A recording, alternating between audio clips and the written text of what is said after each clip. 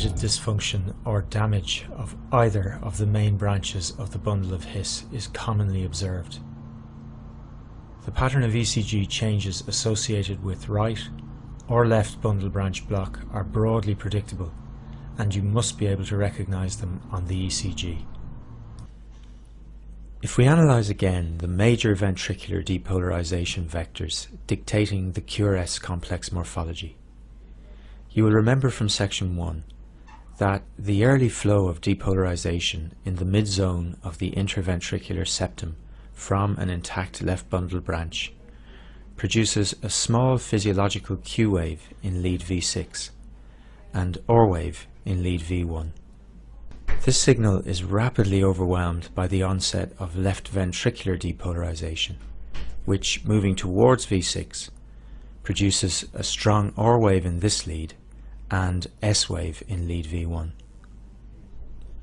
Signal transmitted by the right bundle branch depolarizes the right ventricle, but the signal from right ventricular depolarization is usually buried in that generated from the larger left-sided chamber.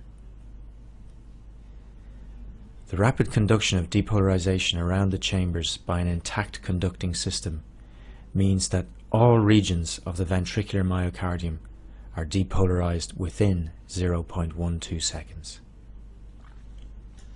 We will now deal with the ECG findings associated with right bundle branch block. When conduction in the right bundle branch is blocked, septal depolarization proceeds as normal from the intact left branch from left to right, producing an initial R wave in lead V1. Depolarization arriving as normal in the left ventricle then generates an S wave in this lead. In the presence of right bundle branch block, depolarization of the right ventricle is delayed and travels to the chamber by direct cell-to-cell contacts.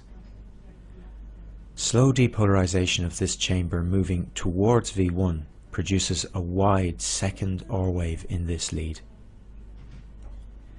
Note also that this delayed right ventricular depolarization moving away from lead V6 produces a late slurred S wave in this lead.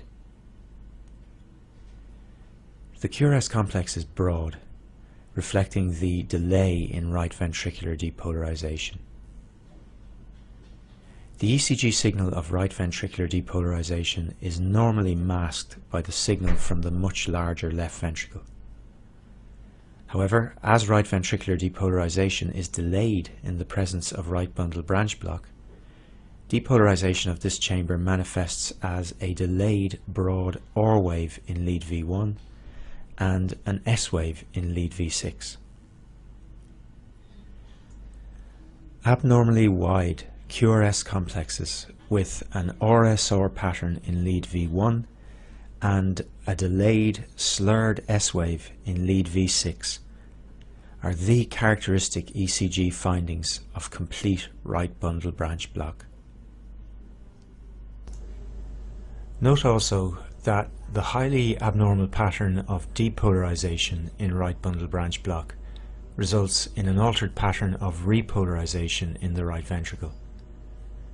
Right bundle branch block is therefore associated with ST and T-wave abnormalities in the right-sided chest leads. These abnormalities are a secondary phenomenon and do not necessarily indicate underlying ischemia or strain. The classic pattern shown here is seen in many cases. However, it is important not to become over-reliant on the presence of the RSR pattern or so-called rabbit's ears appearance in V1 to make the diagnosis. In many cases of right bundle branch block, the RSR pattern in V1 is not identifiable. The QRS complex in this lead either demonstrating a small notch between the two R waves or indeed having the appearance of one large R wave. The presence of a slurred S wave in lead V6 is said to be more reliable in the diagnosis of right bundle branch block. Also, the QRS complex in lead V1 must be overall positive to make this diagnosis. So, to identify complete right bundle branch block, apply the following criteria. The right bundle branch of the ventricular conducting system is a relatively thin filament, and within the intraventricular septum it lies close to the subendocardial surface of the right ventricle. It is therefore liable to compressive damage secondary to increased pressure in the right ventricular chamber. So right bundle branch block on the ECG may arise secondary to a chronic increase in right ventricular pressure, for example in primary pulmonary hypertension or cor pulmonale, or due to an acute rise in right ventricular pressure in, for example, an acute pulmonary embolism. In addition, right bundle branch block may occur secondary to a wide variety of heart diseases, either congenital or acquired. The right bundle branch is supplied by septal branches of the left anterior descending artery, and so new onset right bundle branch block may be observed in myocardial infarction secondary to obstruction of this artery. Amongst many other potential causes, the right bundle branch may also be affected in diffuse cardiac diseases, such as myocarditis or cardiomyopathy. Iatrogenic causes are also recognized, such as damage during pacemaker placement or right heart catheterization. You can see from this list, which is by no means exhaustive, that right bundle branch block on the ECG can be a useful pointer towards a diverse range of significant diseases. However, it is important to realize that complete right bundle branch block is also observed on the ECG of a proportion of healthy individuals with no underlying heart or lung problems. The interpretation of the significance of right bundle branch block on the ECG is completely determined by the clinical context. The ECG findings in left bundle branch block are also predictable. When flow in the left bundle branch is blocked, depolarizing signal released from the terminal branches of the right bundle branch moves into the septum.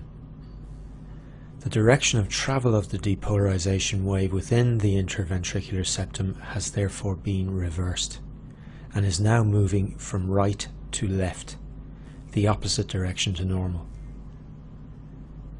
This early signal is moving towards V6, resulting in an initial positive deflection in this lead. Depolarization is discharged into the right ventricular muscle mass in a timely fashion through the intact right bundle, and as this signal is moving away from V6, we start to see a negative deflection develop in this lead. However, as this process is taking place, the signal finally reaches the left ventricle from the right side of the heart.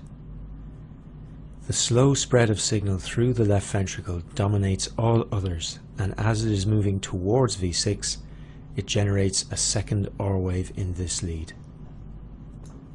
This QRS morphology is the broad M-shaped QRS complex in the left-sided leads, characteristic of left bundle branch block.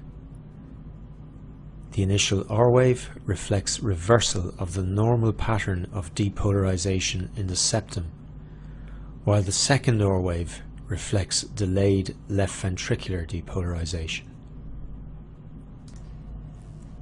A very similar QRS morphology is produced in the left-sided frontal lead, lead 1. You should note also that the delayed signal from left ventricular depolarization results in deep, wide S waves in the right-sided chest leads, illustrated here in V1. These are the classical ECG findings described in left bundle branch block. However, just like right bundle branch block, although key elements of these morphologies must be present to make the diagnosis, the actual appearance of the complexes varies greatly between cases. In reality, the notch between these two positive deflections is frequently not as prominent as shown here. In this example, the M pattern is far less obvious. However, this is left bundle branch block, as the QRS complex is broad and predominantly positive in the left-sided leads, leads 1 and V6. An overall negative QRS complex with a deep, wide S wave in the right-sided chest lead V1 is also consistent with the diagnosis. Also note there are no Q waves in leads 1 and V6. This is at least consistent with loss of the normal early left to right depolarization of the septum. In practice, the main criteria for diagnosing complete left bundle branch block are as follows.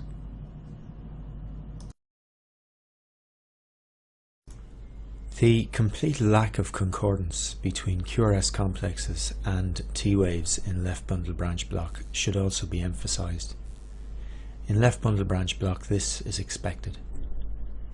The grossly abnormal pattern of depolarization produces secondary abnormalities of repolarization with ST elevation or depression in various leads and complete loss of concordance between QRS complexes and T waves across all leads.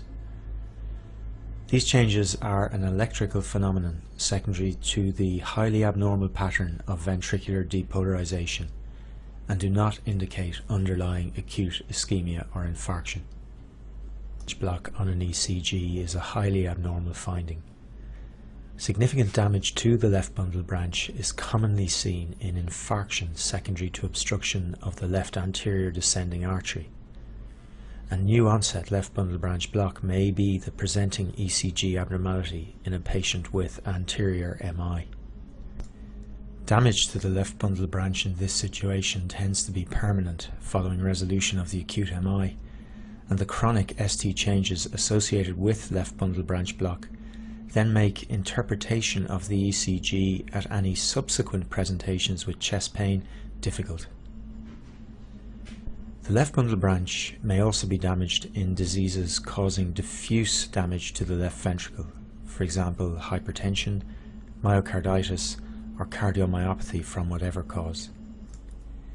In addition, during part of its course, the left bundle branch has a close anatomical relationship with the non-coronary cusp of the aortic valve, and consequently, left bundle branch block is seen in diverse diseases of the aortic valve.